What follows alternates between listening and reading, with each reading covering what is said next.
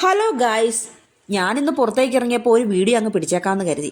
അരുണാചൽ പ്രദേശിലെ ചെറിയൊരു ഗ്രാമമാണ് കേട്ടോ ഇത്.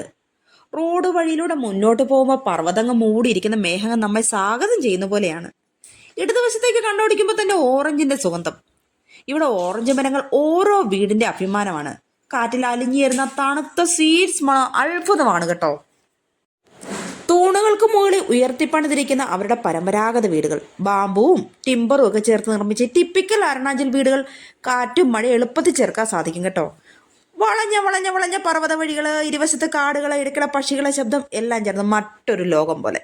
ശരിക്കും പറഞ്ഞാൽ ഭയങ്കര സുന്ദരമാണ് കേട്ടോ. ഡിസംബർ ആയതുകൊണ്ട് തന്നെ നല്ല തണുപ്പാണ്. പെട്ടെന്ന് തന്നെ രാത്രിയായി തുടങ്ങും. അരുണാചൽ പ്രദേശ് എനിക്കൊരു അത്ഭുതം തന്നെയാണ്. ഈ നാടിന്റെ സൗന്ദര്യത്തിന് പ്രധാന പങ്ക് വഹിക്കുന്ന ഒന്നാണ് സ്വർണ്ണഫലമായ ഓറഞ്ച്. ഏതൊരു വീടിന്റെ മുന്നിൽ ഒരു ഓറഞ്ച് മരം ഉണ്ടായിരിക്കും.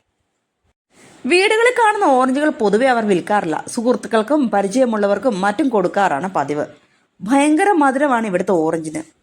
നേരത്തെ സൂര്യൻ ഉദിക്കുന്ന കാരണം വളരെ പെട്ടെന്ന് തന്നെ ഇരുട്ടുകയും ചെയ്യും. ഏകദേശം 4-4:30 കൂടി തന്നെ ഇവിടെ ഇരുട്ടായി തുടങ്ങും. ഇപ്പോൾ 4:45 ആയതേ ഉള്ളൂ. ചന്ദ്രൻ വന്നു തുടങ്ങി.